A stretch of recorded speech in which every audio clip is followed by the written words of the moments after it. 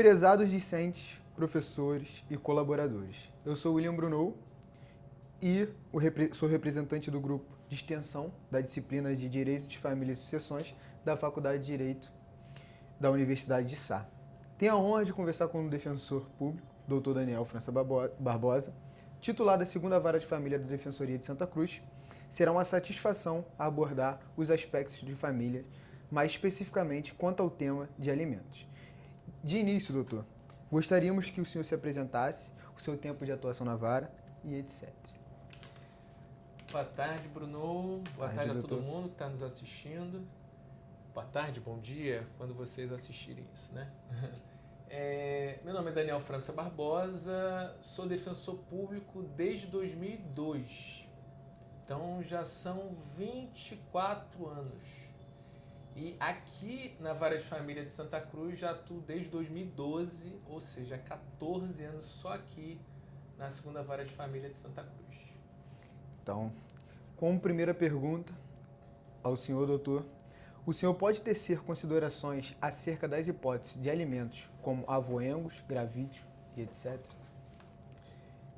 Em primeiro lugar, traçar um panorama geral da ação de alimentos. A ação de alimentos é devida por um parente que tem o dever legal de sustento. Então, em princípio, esse dever legal de sustento recai sobre os genitores, o pai e a mãe. E o que acontece na prática? A criança nasce e muitas vezes os pais se separam. E na separação a criança acaba ficando com um dos genitores, muitas vezes, na maior parte das vezes, fica com a mãe. E acontece, em muitos casos, do genitor não conviver com a criança e não contribuir com o sustento da criança. Então, nessa hipótese, é cabível a ação de alimentos proposta pela criança, representada por sua genitora, em face do genitor para cobrar dele que faça valer, que efetive o dever de sustento. Mas não só essa obrigação não cabe tão somente ao genitor. Existe um princípio no direito de família, que é o princípio da solidariedade, segundo o qual os alimentos são devidos por quem tem possibilidade de prestar a quem tem a necessidade de receber esses alimentos. Uma pessoa que esteja numa situação muito vulnerável, muito difícil, de muita precariedade, ela pode requerer alimentos, só que há critérios para que esses alimentos sejam devidos por outros parentes, diferentes dos genitores. Essa resposta não poderia ser melhor. Quanto aos alimentos, doutor, em favor da criança, qual foro competente para processar e julgar a ação de alimentos? Quem é o titular da ação? O Código de Processo Civil prevê que o foro competente para processar e julgar as ações de alimentos é o foro de domicílio do alimentando, ou seja, daquele que recebe alimentos, daquele que pede alimentos.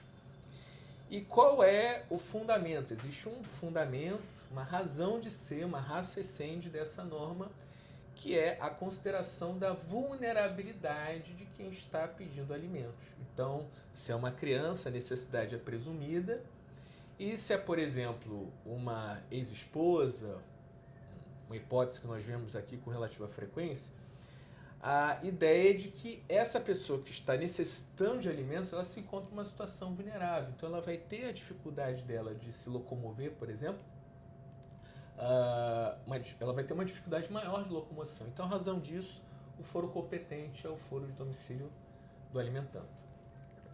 A tutela de urgência para os alimentos provisórios é concedida com frequência? Isso depende do grau de parentesco de quem está pedindo. Em se tratando de crianças, a necessidade da criança ela é presumida. Então, pelo simples fato de se comprovar a paternidade, os alimentos provisórios já são fixados de plano.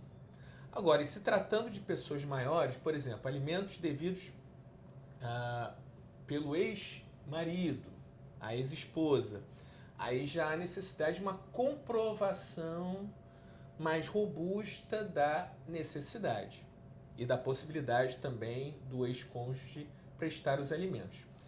Ocorre que em muitos casos essa comprovação logo na inicial ela não fica caracterizada e aí o juiz acaba postergando o deferimento dos alimentos provisórios para um momento futuro, aguardando-se a dilação probatória. Show. Eu ia fazer essa pergunta agora. Ações de alimentos gravídicos. Aqui, no órgão de atuação. Em Santa Cruz, né? É normal? É comum? São comuns? Tem algumas peculiaridades que são bem interessantes sobre os alimentos gravídicos. Em primeiro lugar, quando são cabíveis os alimentos gravídicos? Quando, nesse caso, os alimentos eles são devidos à gestante. O autor da ação é a própria mãe, a própria gestante, porque pelo próprio Código Civil, o nascitura ainda não tem personalidade jurídica, então os alimentos são devidos à gestante. Mas é muito comum acontecer o seguinte, os alimentos provisórios, em se tratando de alimentos gravídicos, já são mais difíceis de serem concedidos, porque não existe, na maior parte dos casos, uma prova pré-constituída da paternidade. Existem indícios. Quando esses indícios forem muito fortes de que o réu é pai daquele nascituro, aí sim os alimentos provisórios eles são concedidos. Mas ainda quando os alimentos provisórios são concedidos, é muito comum que a ação de alimentos gravídicos não termine antes do nascimento da criança. E aí o que acontece nessa situação? A lei não chegou a prever. Ela criou-se um instituto, mas não se previu o que aconteceria com o processo caso a criança nascesse no meio do processo. E a solução que foi criada jurisprudencialmente, ou melhor, através da própria prática forense, foi a convolução dos alimentos, da ação de alimentos gravídicos para a ação de investigação de paternidade. Tecnicamente seria uma saída um pouquinho questionável, mas segundo o princípio do melhor interesse da criança, isso seria tranquilamente aceito, tolerável, processualmente falando, mas o que deve ser feito muda-se a ação, falando de forma bem simples, bem objetiva, muda-se a ação, deixa de ser alimentos gravídicos e passa a ser ação de investigação de paternidade. O polo passivo deixa de ser ocupado pela mãe, passa a ser ocupado pela criança, representado pela mãe, e aí busca-se a investigação de paternidade em face do genitor. Contudo, caso o réu reconheça que a criança é filha dele e registre essa criança, então a convolução não seria de alimentos gravídicos para investigação de paternidade, sim de alimentos gravídicos para ação de alimentos. Muito bem. Então, Dudu, mudando um pouquinho a prosa. É frequente a acusação da renda, a ocultação da renda por parte do alimentante? Sim, sim. Quais medidas cabíveis a respeito? Nós conversamos muito sobre esse tema com outros defensores que trabalham em varas de família. A ocultação, ela ocorre, só que ela varia muito conforme o local. Aqui em Santa Cruz, onde a realidade da maior parte das pessoas é uma realidade mais pobre, então a maior parte das pessoas ganha ali na faixa de um salário mínimo, R$2.000, R$3.000 no máximo.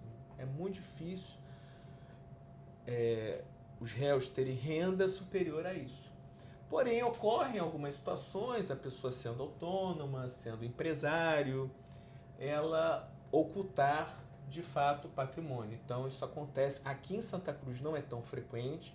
Existem outros lugares onde isso é muito frequente, por exemplo, converso com colegas do Fórum da Barra. Lá deve ser. Isso é muito, muito frequente lá, porque muitas pessoas que têm negócio próprio, que são autônomas, que são empresários, então é mais fácil as pessoas ocultarem o patrimônio. Então isso acontece sim. Os alimentos só são devidos aos pais da criança. Em caso negativo, de quem pode ser cobrado? Tá. Os alimentos, em regra, eles são devidos pelos genitores da criança. na maior parte das vezes, a criança convivendo com a mãe, então seria devido pelo pai, mas ocorrem também situações em que a criança fica com o pai, convive com o pai, e quem deve os alimentos é a mãe. E a obrigação, ela é igual do homem e da mulher. Só que o próprio Código Civil diz no artigo 1696, salvo engano, que os alimentos são recíprocos entre pais e filhos. Então, o que acontece? Enquanto o filho ele é menor de idade, ele não pode se sustentar, se autossustentar, os alimentos são devidos pelos pais. Mas quando os pais, por exemplo, chegam à velhice, à fase idosa da vida, e têm dificuldade também para se sustentar, eles podem também requerer alimentos em face dos filhos. E os filhos têm esse dever de sustento. Por outro lado, existe também a possibilidade dos alimentos serem devidos pelos avós, existe a possibilidade dos alimentos serem devidos pelos irmãos e até mesmo por tios. O Código Civil, no artigo 697, salvo engano, ele prevê que os alimentos são devidos prioritariamente pelos ascendentes, então recorre-se aos pais. Na falta dos pais, aos avós. Então, aos outros parentes, fora os genitores, pegando como base o exemplo da criança, de uma criança, os alimentos são devidos prioritariamente pelos genitores, pelos pais. Só que subsidiariamente, ou seja, na falta dos pais, os alimentos podem ser pedidos em face dos avós, tanto paternos quanto maternos. Todos devem contribuir. E esses alimentos podem ser pleiteados não só em caso de falta, como por exemplo de morte ou desaparecimento do genitor, como podem ser pedidos também quando os alimentos são insuficientes, quando o genitor é uma pessoa que ganha, por exemplo, um salário mínimo e os alimentos são o valor é muito baixo e as necessidades da criança excedem aquele valor e os ascendentes, os avós, no caso, tendo uma condição financeira melhor, podem suplementar esses alimentos. Só que na faltando os ascendentes, o Código Civil diz que pode-se pedir aos descendentes. Só que se tratando de uma criança, a criança não vai ter descendente. Então pode ser pedido, por exemplo, aos irmãos. Se faltarem ascendentes, e se uma criança tiver, por exemplo, um irmão mais velho, que tem uma situação financeira melhor, os alimentos podem ser pedidos também em face desse irmão. E indo mais além, o Código Civil só vai até aí, só vai até os colaterais de segundo grau, que são os irmãos. Mas indo mais além, existem decisões judiciais que prevêem a possibilidade dos alimentos serem requeridos em face de tios, que são os colaterais de terceiro grau. Mas aí não é aquela pergunta que você fez ali fora. Acho que foi o Alisson que fez. Se eu tenho um tio milionário, eu posso chegar lá e pedir pensão pro meu tio? Não é assim. Deve-se pleitear dentro da linha sucessória. Então, primeiro eu tenho que esgotar toda a linha sucessória, pediu a todos os ascendentes, não tenho o que tirar, pediu aos descendentes, não tenho o que tirar, pediu aos irmãos, não tem, de onde tirar também, não há possibilidade, aí sim, os colaterais de terceiro grau, os tios, podem ser demandados. Então, passando um pouco para o divórcio. No divórcio, doutor, em que um dos cônjuges sempre foi economicamente dependente do outro, é possível a formulação de pedido de alimentos? Se sim, qual é o procedimento adequado para a sua postulação? Isso também é uma questão bem interessante. Os alimentos, a ação de alimentos, ela tem rito especial. Existe uma lei específica que regula só a ação de alimentos, que é a Lei 5478. Segundo essa lei, os alimentos, a ação de alimentos é de rito especial.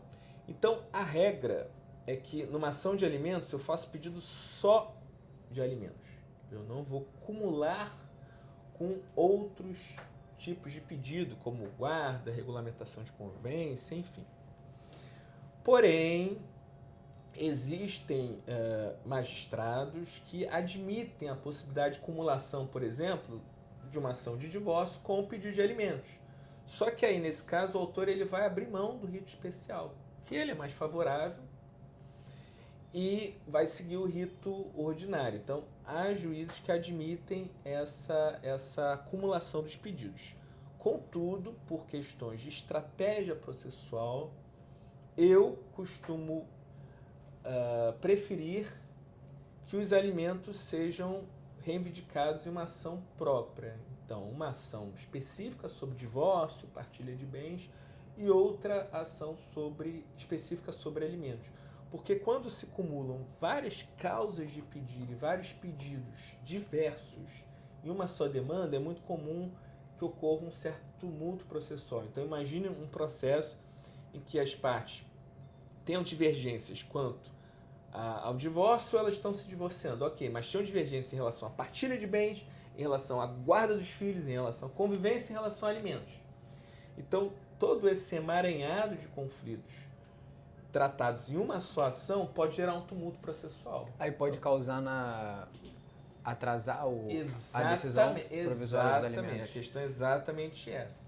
Então, pensando em abreviar, em cortar caminhos, né? Em construir atalhos, a pessoa acaba, às vezes, atrasando ainda mais o provimento jurisdicional, a decisão judicial.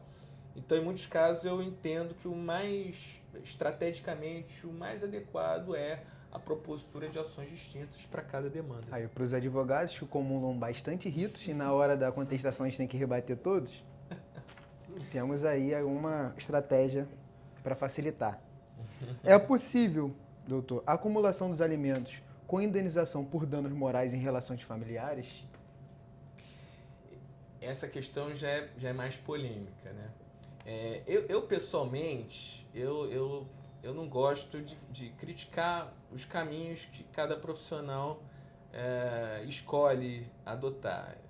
As decisões acabam falando por si, né? As decisões judiciais acabam falando por si, mas nesse caso específico, como eu falei, a ação de alimentos ela tem um rito especial e elas servem para prever a fixação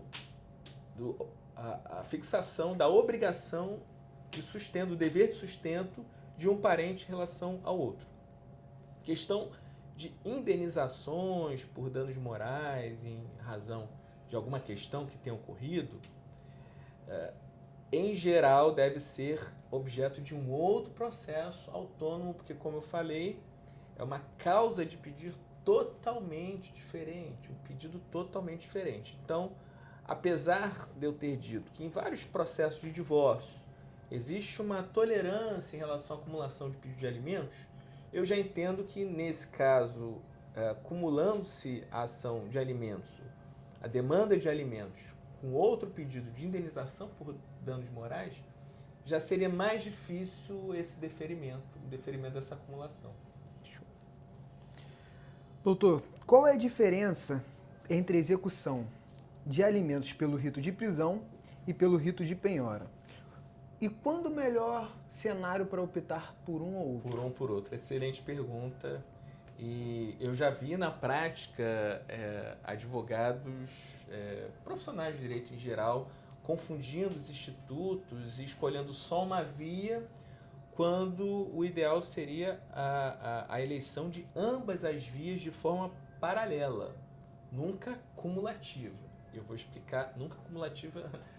Tem profissionais que até escolhem acumular os pedidos de prisão de penhora, mas eu pessoalmente entendo que isso gera uma confusão processual e que estrategicamente não me parece muito favorável. Primeiro ponto. Quando os alimentos podem ser cobrados, executados pelo rito da penhora e pelo rito da prisão. Pelo rito da prisão, são os alimentos que eles têm a característica da atualidade. Eles são alimentos mais atuais e por serem mais atuais, eles são mais urgentes. A criança que está pleiteando alimentos, ela precisa daqueles alimentos agora. E definiu-se um critério para limitar a atualidade dos alimentos, que são os alimentos devidos até os últimos 3 meses anteriores à propositura do cumprimento da sentença, né, a cobrança da execução de alimentos, então os 3 meses anteriores à propositura, e os demais que forem vencendo no decorrer do processo. Tanto é que na execução, no cumprimento de sentença pelo rito da prisão, o executado, o devedor, ele só pode se livrar da prisão se ele pagar os 3 últimos meses que antecedem a propositura e todos os demais que venceram no decorrer do processo, salvo a ocorrência de um acordo entre as partes. E o rito da penhora, por que essa limitação? Vamos supor que uma genitora, e isso acontece bastante aqui, fique sem receber os alimentos, no caso a criança sem receber os alimentos do seu genitor, por 2 anos. E a mãe estava empregada, recebendo bem, um bom salário, e falou, quer saber? Não vou cobrar nada não quero me aborrecer. Mas em um determinado momento ela fica desempregada. E ela ficando desempregada, Precisa dos alimentos. ela precisa dos alimentos, né? Surge uma necessidade maior dela receber os alimentos, ela resolve ir lá e cobrar.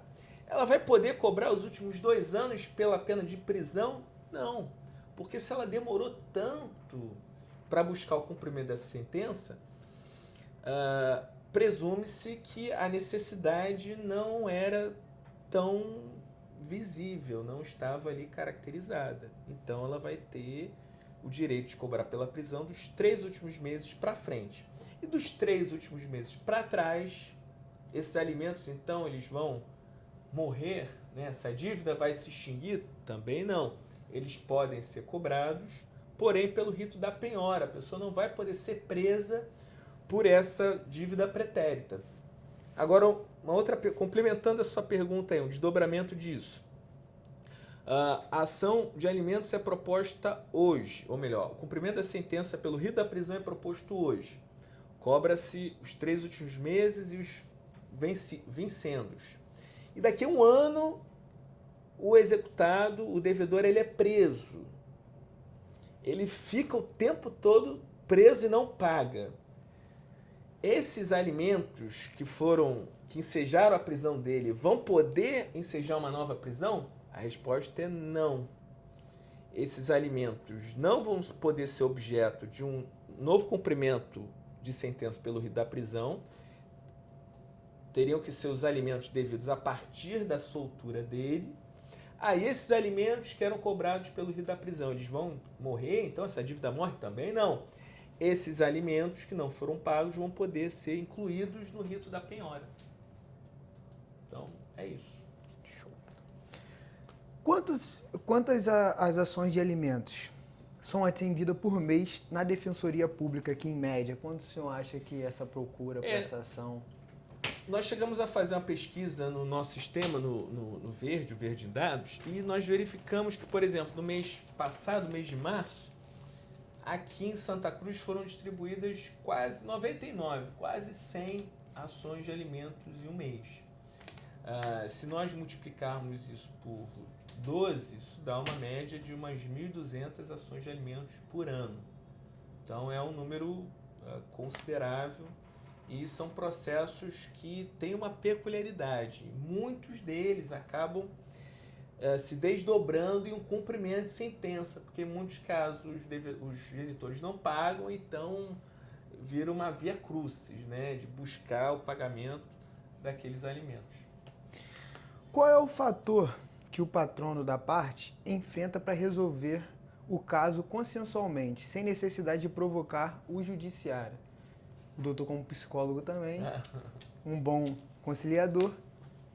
O que o senhor acha referente a isso? O que o senhor mais adota para resolver esse conflito na conciliação?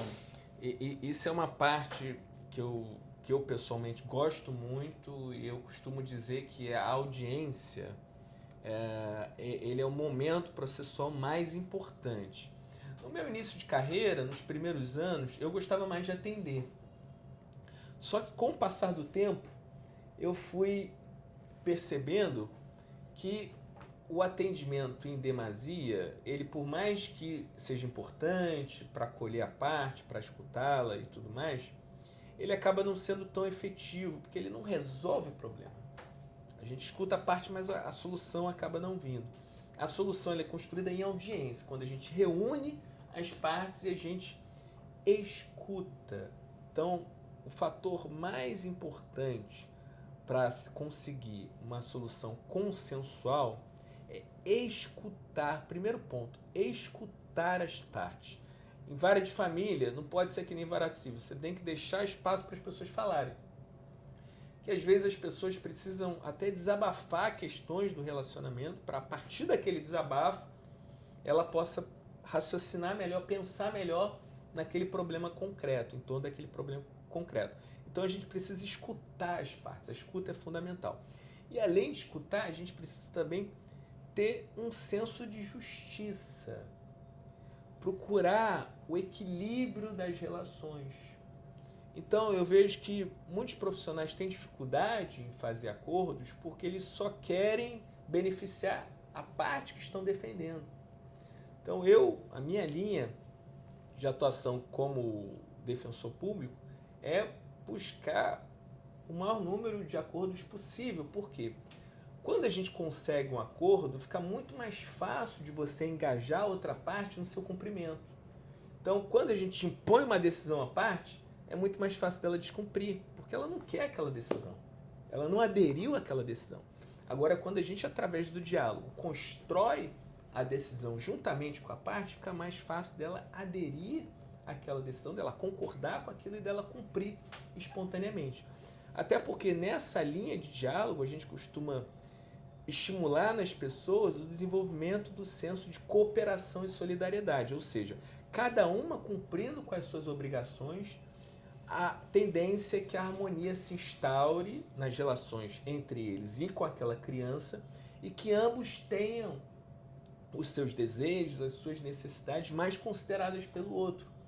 Então isso tudo a gente costuma abordar numa audiência. Eu costumo falar para as minhas usuárias ou usuários, olha, não adianta você apertar demais a outra parte, você tem que olhar o lado da outra parte também.